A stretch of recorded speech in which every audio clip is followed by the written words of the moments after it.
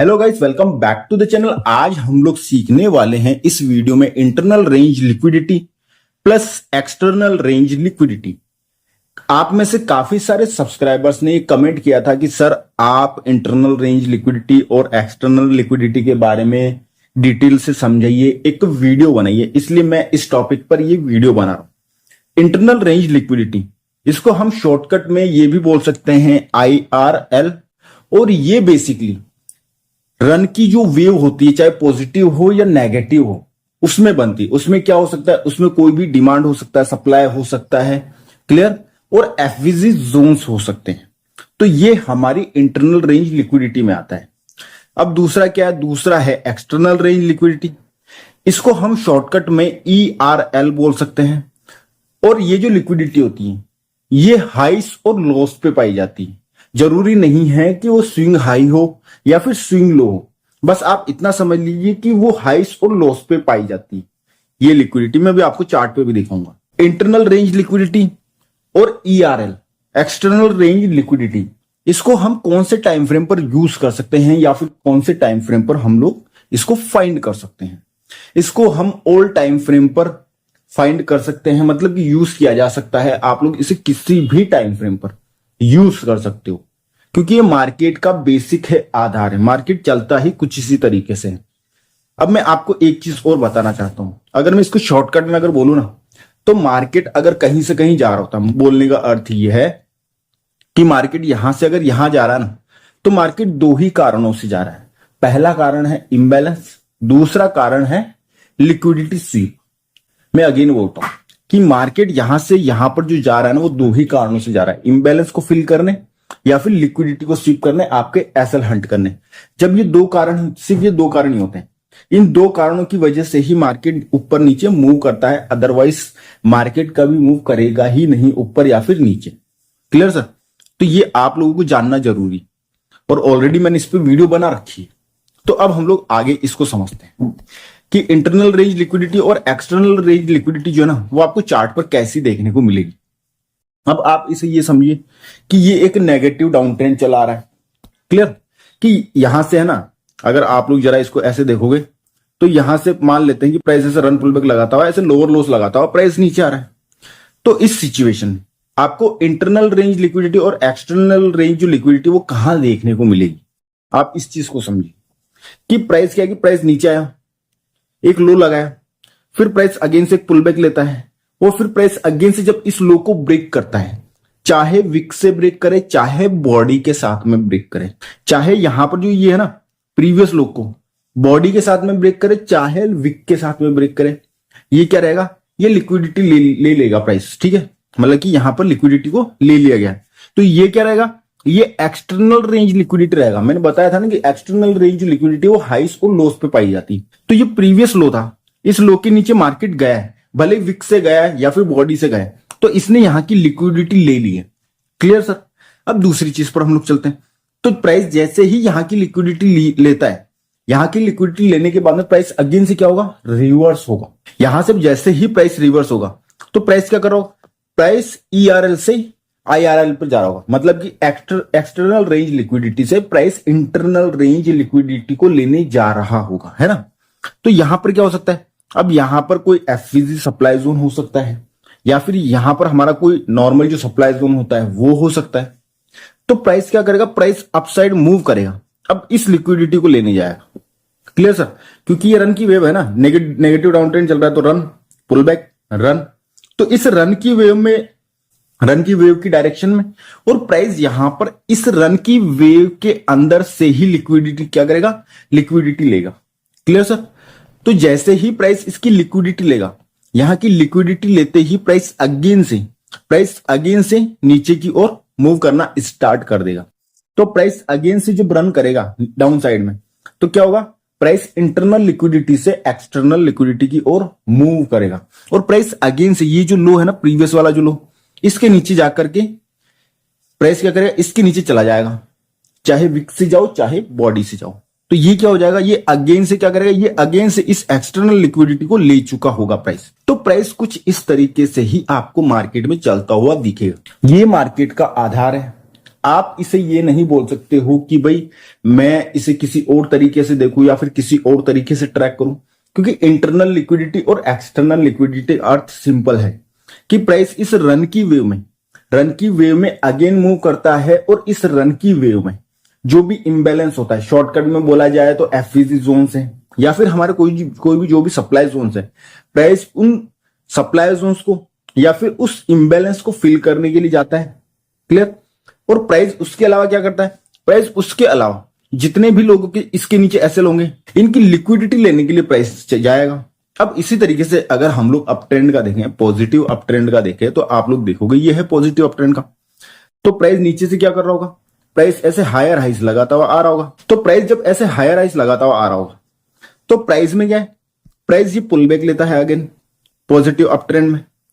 तो ये pull back आया, फिर प्राइस अगेन से क्या करता है, यहां से मान लेते हैं रन की वेव आई थी, फिर प्राइस ने पुल बैक लिया, फिर अगेन से ये रन की वेव आई। तो प्राइस ने प्राइस क्या करता है, प्राइस इसके ऊपर क्लोजिंग करता है, और प्राइस जब इसके ऊपर क्लोजिंग करता है तो प्राइस यहां पर लिक्विडिटी ले चुका होता है, और प्राइस जब यहां की लिक्विडिटी ले लेता है एक्सटर्नल रेंज की, तो फिर प्राइस मूव करता है अंदर की साइड में वापस से, जो अपनी रन की वेव होती है उस रन की वेव की साइड में प्राइस अगेन से मुड़ता है और लिक्विडिटी लेने के लिए जाता है। तो रन की वेव यही थी हमारी, तो प्राइस अगेन से इसी डायरेक्शन में मुड़ता है, और इस रेंज में जहां पर भी उसको लिक्विडिटी मिलेगी प्राइस उस लिक्विडिटी को लेगा एंड अगेन अपने ट्रेंड के डायरेक्शन में मूव कर जाएगा। तो आप लोग देख सकते हो कि प्राइस अगेन से बढ़ता है। यहां पर मान लेते कोई एफवीजी जोन था या फिर कोई भी सप्लाई जोन था, प्राइस उस सप्लाई जोन पे जाता है, उसको टैप करता है, टैप करने के बाद में प्राइस अगेन से मूव करता है, और यहां पर प्राइस अगेन से एक्सटर्नल लिक्विडिटी को ले लेता है। Clear sir? तो प्राइस का ये बेसिक सिद्धांत है कि प्राइस ऐसे ही मूव करेगा। प्राइस इसके अलावा प्राइस के पास कोई ऑप्शन नहीं है कि प्राइस किसी और तरीके से मूव करें मार्केट में। अब हम लोग आगे बढ़ते हैं, अब हम लोग इसको समझते हैं, इंटरनल रेंज लिक्विडिटी और एक्सटर्नल रेंज लिक्विडिटी। ठीक है, इनको हम लोग आगे कुछ इस तरीके से समझ लेते हैं। सबसे पहले चार्ट में, अब काफी सारे लोगों को है ना, मैं ये नहीं पता है कि सर एफवीजी क्या होता है। तो एफवीजी सिंपली ये समझिए कि 3 कैंडल का पैटर्न होता है, जिसमें जो कि कुछ इस तरीके से बनता है। फर्स्ट कैंडल का हाई अगर पॉजिटिव अप ट्रेंड में देख रहे हो, आप रन की वेव में देख रहे हो, तो फर्स्ट कैंडल का जो हाई विक है ना, ये जो हाई है विक ही इसकी हाई रहेगी सबसे ज्यादा, तो इसको हम लोग मार्क करते हैं। सेकंड कैंडल को हमें छोड़ना होता है, और थर्ड कैंडल का जो लो होता है उसको मार्क करना होता है। तो जो भी एरिया हमारे पास निकल के आता है वो एफवीजी का एरिया होता है। अब आप समझ गए। और एफवीजी वगैरह बनेगा कहां, आपको इंटरनल रेंज लिक्विडिटी में आपको एफवीजी बनते हुए देखने को मिलेगा। ये वो डिमांड जोन सप्लाई जोन भी वहीं से, बाकी स्विंग हाइस पे जो अपने जो ऑर्डर ब्लॉक्स होते हैं वो तो बनते ही है। मैंने ऑर्डर ब्लॉक्स पे भी वीडियो बना रखा है। अब इसको समझिए, जब प्राइस डाउन ट्रेंड में होगा या फिर नेगेटिव रन की वेव आ रही होगी, उस समय क्या होगा, उस समय अगर आपको एफवीजी बनते हुए देखने को मिलेगा तो आपको क्या, फर्स्ट जो कैंडल है उसका लो ले लेना है अपने को, सेकंड कैंडल को हमें छोड़ देना है, और थर्ड कैंडल का हाई हमें मार्क करना है कुछ इस तरीके से। जो भी हमारे पास एरिया निकल के आएगा वो एरिया सिंपली हो जाएगा हमारा एफवीजी, फेयर वैल्यू गैप, जिसे हम इंबैलेंस भी बोलते हैं। अब आपको अगर इतना समझ में आ गया हो तो अब मैं यहां से आपको समझाना स्टार्ट करता हूं कि आप लोग यहां पर देखिए, सिंपली मैंने आप लोगों के लिए मतलब कि यहां पर प्रिंट किया है डॉट टू डॉट। ऐसा आपको मार्केट में कभी भी देखने को नहीं मिलेगा जैसा मैंने यहां पर प्रिंट किया। कारण मार्केट में आपको हमेशा फ्लेक्सिबल रहना पड़ता है। जरूरी नहीं है कि मार्केट जैसे मैंने ड्रॉ करा है वैसा का वैसा ही हो। ऐसा भी हो सकता है कि प्राइस यहां पे जाए ऊपर, यहां पे विक निकाल दें और फिर प्राइस गिरना स्टार्ट कर, मतलब एक कैंडल ऐसी बनाए कि जिसके ऊपर विक रहे और फिर प्राइस यहां से गिरना स्टार्ट करे। तो सर तरीके बहुत हो सकते हैं, लेकिन चीज यही रहेगी। बोलने का अर्थ ये कि कैंडल्स इसके अंदर अलग अलग तरीके से बिहेव कर सकती है, अलग अलग तरह से आपको ये जो है ना run move, run pull back और ये रन चलेगा मार्केट ऐसे ही डिट्टो। लेकिन क्या है कि इसके अंदर भी मार्केट क्या है कि डॉट टू डॉट जैसा मैंने बनाया वैसा नहीं बनेगा। बोलने का अर्थ है कि ऐसी सेम टू सेम कैंडल्स नहीं बनेगी, आपको ऐसा डॉट टू डॉट देखने को नहीं मिलेगा। 19-20 आपको देखने को मिलेगा, आपको फ्लेक्सिबल रहना पड़ेगा। तो अब आप समझिए कि मान लेते हैं कि ये डाउन ट्रेंड चल रहा था, मान के लेते हैं ये तो चल रहा है कि प्राइस ऊपर से नीचे आया और फिर प्राइस अगेन से पुल बैक लेता है। अब क्या है कि अब ये जो लो है ना, जो प्रीवियस लो है इसका, ये प्रीवियस लो क्या है, ये प्रीवियस लो के नीचे क्या पड़ी है, एक्सटर्नल रेंज की लिक्विडिटी पड़ी है। तो प्राइस अब क्या करेगा, अब प्राइस पुल बैक लेने के बाद में अगेन से जब नीचे आएगा, प्राइस इस लिक्विडिटी को लेने के लिए जरूर से आएगा।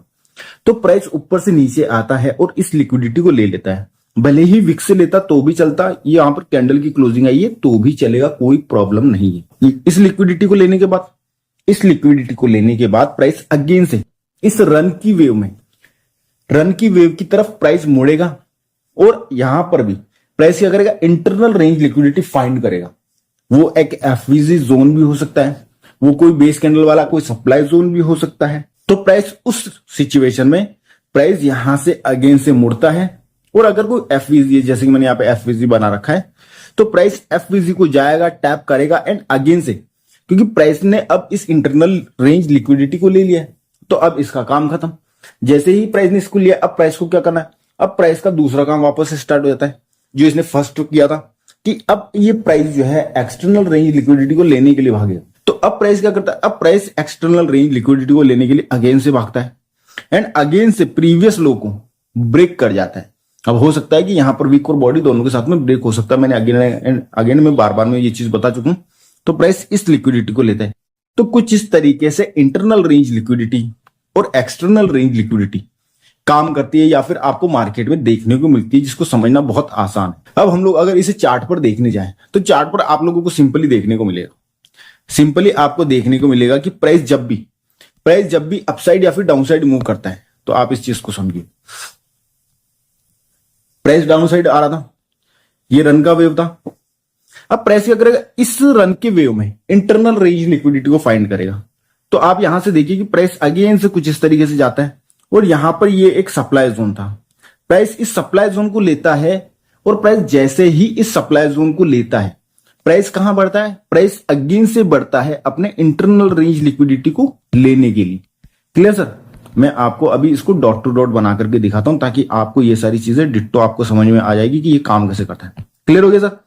यहां पर प्राइस ने इंटरनल रेंज लिक्विडिटी ले ली और जैसे ही प्राइस अपनी इंटरनल रेंज लिक्विडिटी लेता है तो इसका प्रीवियस लो कौन सा, ये है।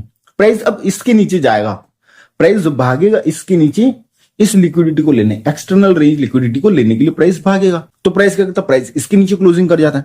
अब प्राइस जैसे ही इसके नीचे क्लोजिंग कर रहा है, कि प्राइस जैसे ही इसके नीचे क्लोजिंग करता है, अब आपको फाइंड करना है कि सर प्राइस अब है ना वापस से इंटरनल रेंज लिक्विडिटी को लेने जाएगा।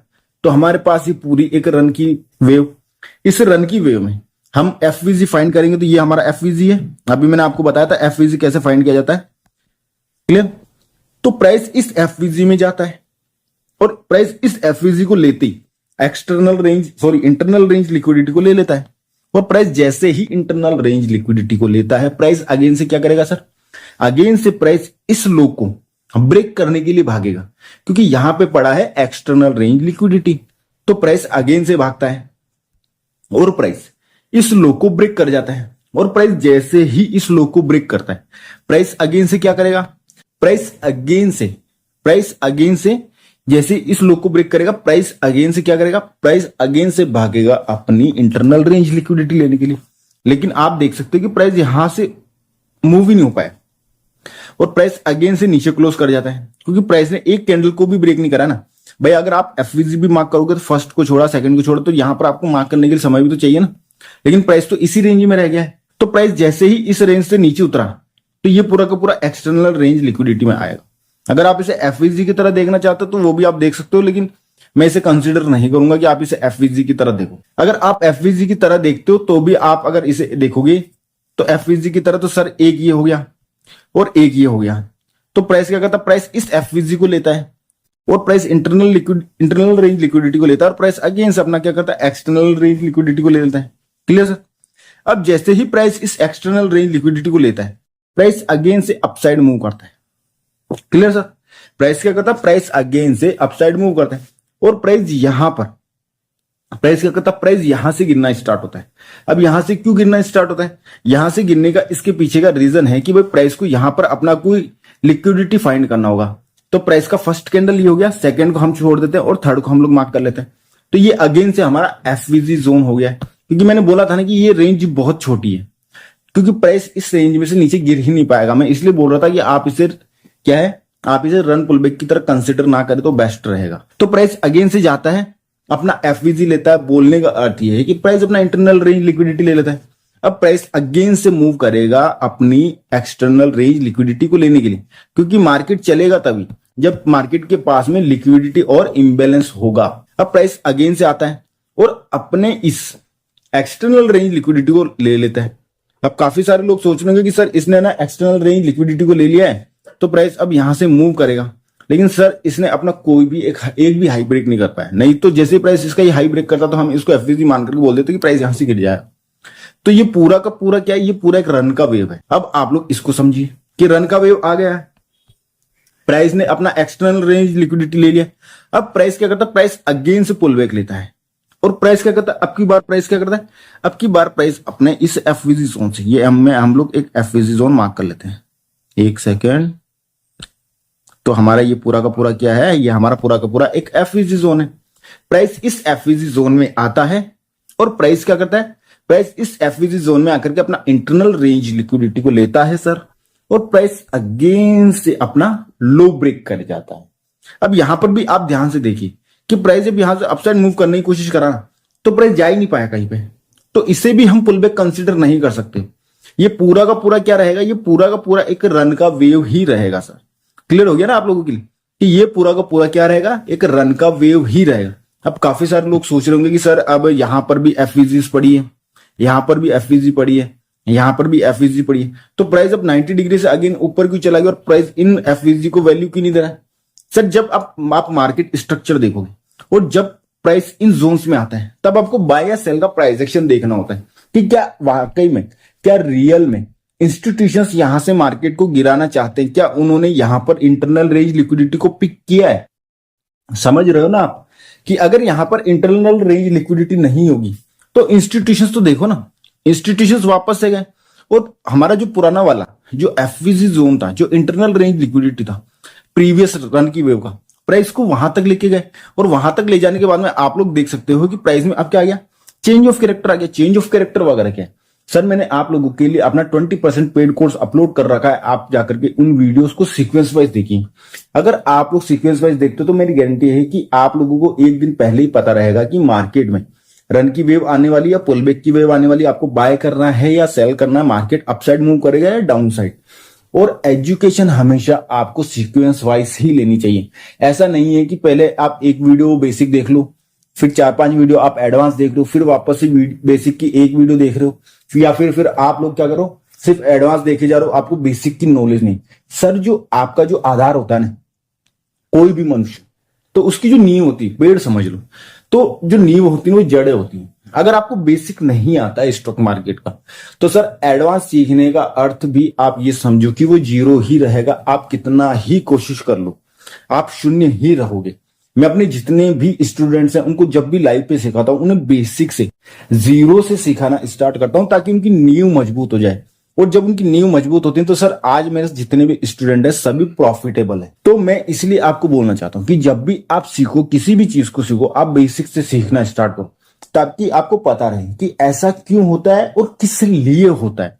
अगर आपको क्यों और किस लिए इसका अगर कारण पता होगा तो आपको यह भी पता होगा कि अब मुझे यहां से कब और कैसे बाय करना है या सेल करना है।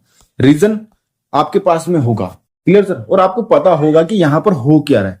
तो आई होप सर कि जो आज मैंने आप लोगों को समझाया आपको डिटेल में समझ में आया होगा। अगर आपके ज्ञान में थोड़ी भी बढ़ोतरी हुई है मेरी वीडियोस की वजह से तो सर आपको वीडियो को लाइक करना चाहिए, चैनल को सब्सक्राइब करना चाहिए और आपको कमेंट करना चाहिए कि मैं जो आपको पढ़ाता हूं वो आपको कैसा लगता है। अगर आपको कुछ भी समझ में नहीं आया तो आप कमेंट बॉक्स में कमेंट करिए ताकि मैं आपको उसका रिप्लाई दे सकूं, या फिर अगर कोई बड़ी चीज हो जैसे कि इस तरह के टॉपिक्स हो तो मैं आप लोगों के लिए एक वीडियो अलग से बना दूंगा। और जो लोग भी मेरा प्रीमियम कोर्स ज्वाइन करना चाहते हैं वो लोग डिस्क्रिप्शन में टेलीग्राम चैनल का लिंक है जहां पर मैं निफ्टी, बैंक निफ्टी और अदर स्टॉक्स के भी मैं एनालिसिस करके डालता रहता हूं। तो आप उस टेलीग्राम चैनल को ज्वाइन कर लीजिए और वहां पर आप मैसेज कर सकते हो कि सर मुझे प्रीमियम कोर्स ज्वाइन करना है आपका, तो मैं आपको वहां पर डिटेल्स प्रोवाइड करवा दूंगा। तो चलिए मिलते हैं आपसे एक और नई नेक्स्ट वीडियो में, तब तक के लिए बाय।